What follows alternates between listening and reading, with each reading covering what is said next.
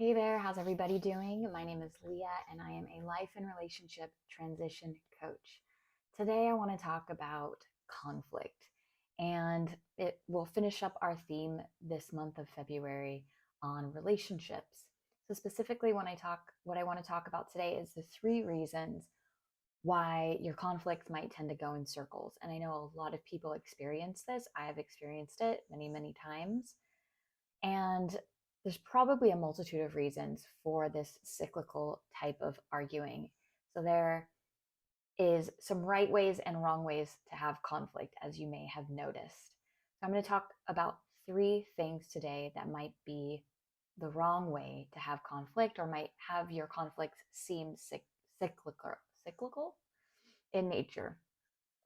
So I'm going to start out by just sort of sharing that I think a lot of times we give up on relationships in the face of conflict that has not felt like it could be resolved and that feels repetitive in nature, that feels like we keep returning back to the same thing over and over again.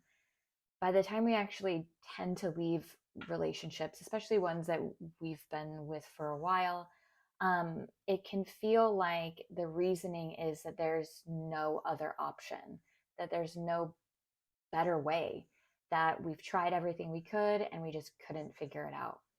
And I think that although sometimes this is the reality of relationships and that sometimes there's just a misalignment, I also think that if we could learn how to have conflict better, we might see those numbers drop significantly. And this goes for relationship, friendships, family members, etc.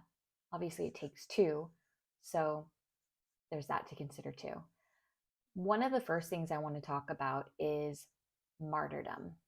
So, this is something that a lot of people might be doing unconsciously, something that you might have seen your parents do or one of your parents do when there is a conflict, feeling like you have to take all of the blame and saying things like, you know what, I'm just a terrible person.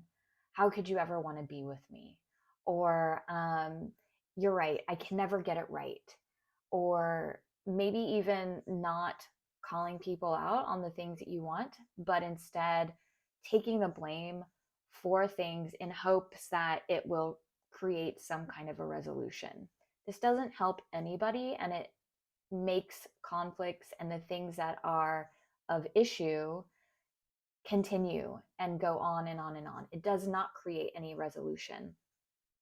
So martyrdom is something you want to be really careful of, if it, whether it's coming from yourself or it's coming from somebody else, and really being able to say like, hey, listen, I see that you're taking way more responsibility than you need to be, and that's not helpful. Or, you know, applying that to yourself and recognizing like, me sort of, carrying that burden on my back doesn't make me the bigger person. I think people sometimes think that if you do take it all on your shoulders and you play the martyr, that somehow it makes you the bigger person. It doesn't. It makes you the martyr. So be very careful when you find yourself in this situation and try to correct by saying, wait a minute, what's actually my responsibility and what's actually not my responsibility? There's always typically two things. The second thing that tends to get in the way is this need to win. And this can look a lot like, well, you said this. Yeah, but you said this one time. Or, well, okay, I didn't take out the garbage this time, but you didn't put away the dishes that last time. And there's very little acknowledgement of what the actual argument is about. And it's more sort of like trying to defend the chaos by blaming the other person for chaos they've created. So trying to defend your own standing point by putting the other person on the defense. And then they're putting you on the defense. And then it just kind of goes on and on and on, and everyone's trying to defend themselves. And This is not a resolution based approach. This is an ego based approach. This is an approach that focuses on power and power dynamics within the relationship and the need to be right. When you are in a partnership or a relationship of any sort, the focus should be on what that connection is. So there's a unifying element to relationships, right?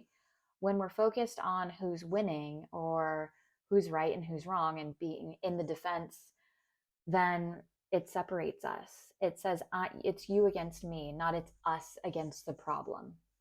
And so this is something that's also very, very common that you might find yourself in, that I've seen, is just this tendency to focus on being right and almost an impulsive drive to defend, defend, defend. It takes a lot to not do this. And so, if you can master pausing and actually just trying to understand where the other person might be coming from and save your defenses, save your defenses. Try to look at it as this person is standing next to me. They're telling me what they're feeling. My job is to try and understand and help them feel one with me, help them feel understood, help them feel heard, not to push them away and to say, you're wrong. The third thing I want to talk about and final thing today is avoidance. So, this is the tendency to, it's like the opposite of the winning tendency. This is the tendency to completely sweep things under the rug. So, when there is a conflict, there's more of like um, I don't want to talk about it. Or maybe even like a stonewalling, like somebody leaving the room constantly or refusing to actually go in depth when the conflict comes up. Maybe even someone completely denying that there is a problem. You will often hear these days, like, I'm fine, everything's fine. This is avoidance, right? So there is no conflict resolution here because there is no conflict. These typically are people who are, for some reason or another, afraid of conflict because of maybe not seeing peaceful conflict played out in their life. These are people typically who have had some pretty chaotic conflict experiences in their life and don't feel comfortable bringing things up or even having things brought up to them. They think it means that everything is going to go wrong, that maybe they're going to be abandoned. Um, it's very also fear based. Um, but like I can have compassion for these people for sure. Conflict is definitely a skill. Healthy conflict is a skill, and so if you haven't learned it, you might have probably come into contact with some pretty unhealthy type of conflict. But avoidance is not the way. It's the opposite of intimacy. It's the opposite of connection. It's not only pushing away but completely not acknowledging the reality and the authenticity and the truth. We don't allow people to really get to know us when we're avoiding things, and we don't really get to know other people when we avoid them. Um, so the intimacy is very lacking, and you oftentimes will just grow out of each other, lose connection, go in different directions. These are all phrases I've heard for people that have avoided having conversations with their loved ones about things that might create conflict. So be careful of all three of these things: martyrdom, winning, and avoidance. Um, Instead, think about what the issue really is. If somebody's not taking out the garbage over and over again, and the other person isn't doing dishes over and over again, maybe the issue is more about um, personal responsibility. Maybe the issue is more about feeling like the other person um, really has space for the relationship to grow and progress. Maybe it's about, some deeper issues like feeling like there's not as much freedom, not as much fun. You'll have to just explore that and discover that for yourself. But that's the question that should be asked is, what's the issue really about? because it's rarely about the thing that's on the surface. It's usually about some deeper feelings.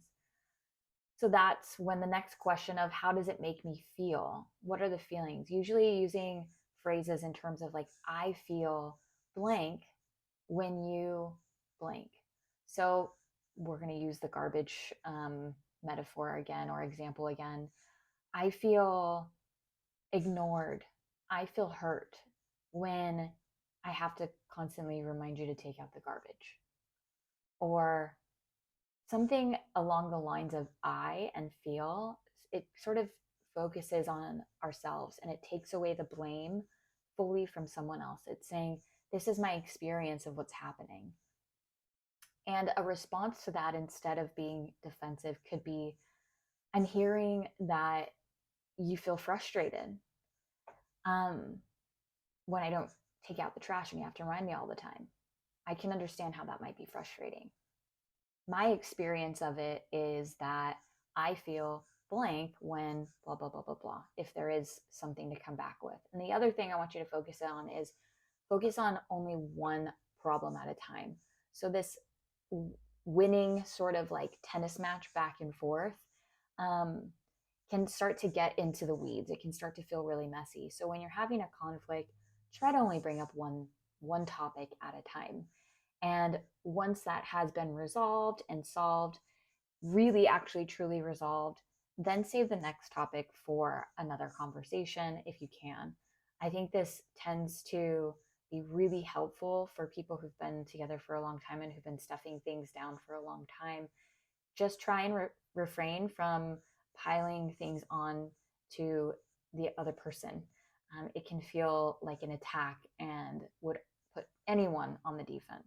So, really trying to be mindful of like, today we're going to tackle this topic and refer to I phrases, like I said, focus on understanding where the other person's coming from and resolution.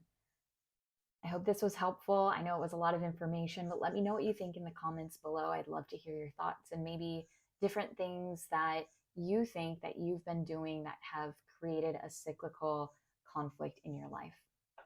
Have a great day. Bye.